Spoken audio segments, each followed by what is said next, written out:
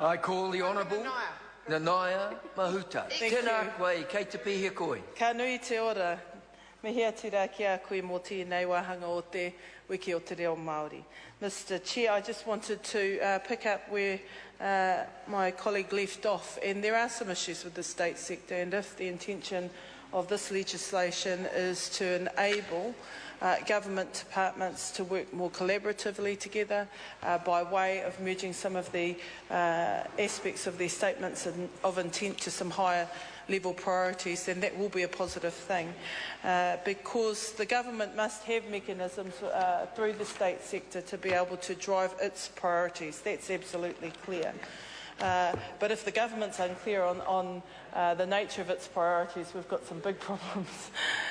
When I think about, I guess, the litmus test from a perspective that I bring to the House for Māori, that would be how the government would work in partnership with Māori to advance economic and social development.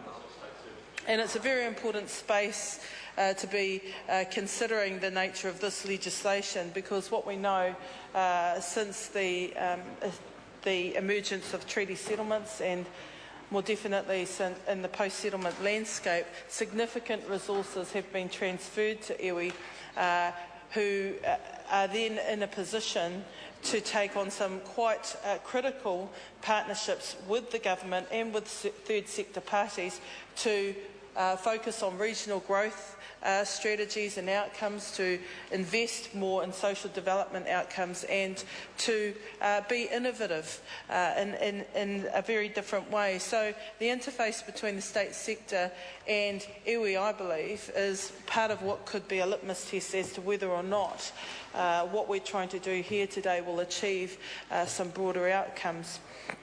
As I said, I've listened to the debate all the way through this particular bit of legislation, and it got me considering a number of things.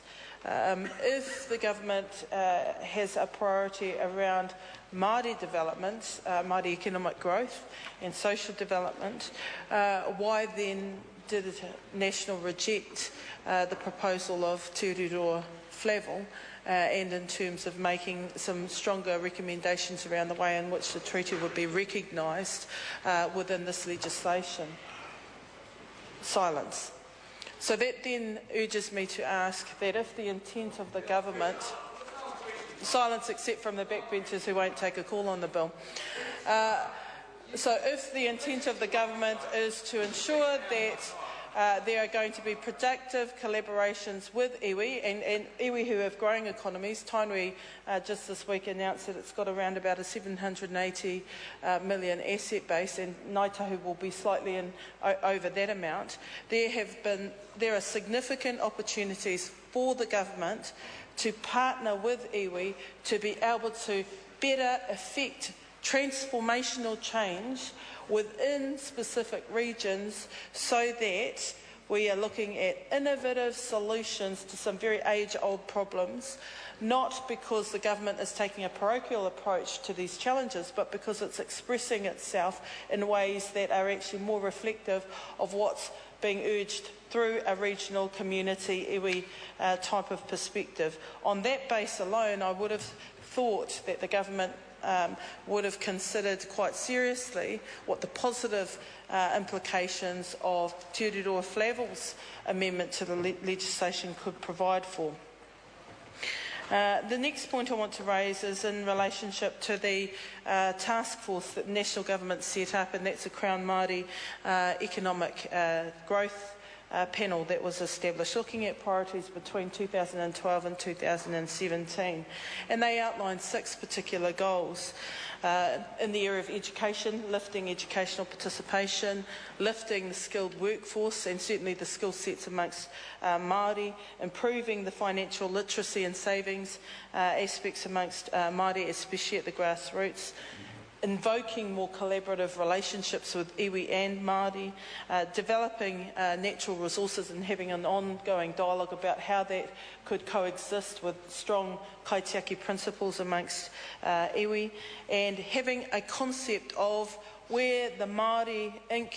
strategy sits within the broader government growth strategy. Now, all of those have been identified by the National Government as key priorities to lift Māori economic growth and to support it. But the way in which this legislation seeks to, Mr. Chair, The Honourable Nanaia Mahuta. the way in which this legislation seeks to try and achieve that is unclear. And it's unclear because obviously this provides structural change for interagency collaboration, but it's unclear also because the government, on the one hand, will have a certain conversation with iwi and Māori around the necessity to ensure a collaborative relationship of growth, but on the other hand, when it has the instruments or mechanisms to try and achieve that through legislation like this, it doesn't make some of the hardest calls, the hardest but most important calls, so that we can get to a really good point where actually the government is saying we must work differently together, just as we need to get out of that silo way of thinking, that whole bringing the whole of government approach together, engaging in critical partnerships, and in this instance with iwi, certainly with Māori, that whole aspect of the nature of relationships going forward for the state sector is not contemplated within the context of the changes in the amendments that were rejected. And I'm slightly sad about that. Silence over there in the corner from people who initially criticised my comments. But I would say, going forward, the real litmus test for Māori on the effectiveness of the changes that have been achieved and promoted today will come back to some very critical points of convergence where there is a common interest to have a growth strategy that is more aligned, where there is a common interest to have a social development strategy that lessens the level of inequality and poverty in our communities, a point of convergence between the Crown, the government and iwi, where the necessity to improve the skills of our people is not just a government objective, actually it's a national objective, a nationwide objective where iwi can play a critical role to help achieve that outcome.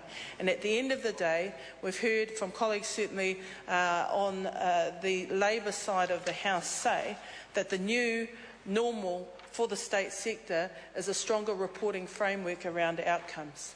And I would have to absolutely endorse that if we take an outcomes perspective in the way in which the government asserts its leadership on fundamental priorities of economic growth and development and social advancement, then the extension of changes to the State Sector Act could go a little bit further, taking into account the role, the critical and positive role that iwi and Māori can play in this space. Mr. Chair, I had said that I wanted to comment very briefly. I've taken two-part calls on this, and I want to say that while this is a start, this is by no means a finish, and this is an opportunity to have in mind, in the top of our mind, what are some of the litmus tests to ensure that the state sector is operating in a way that will, I think, change the nature of the way the government interfaces with iwi, but also with community. Kia ora koutou. The Honourable Mary Ann Street. Thank you very much, Mr. Chairman. I rise to take a call on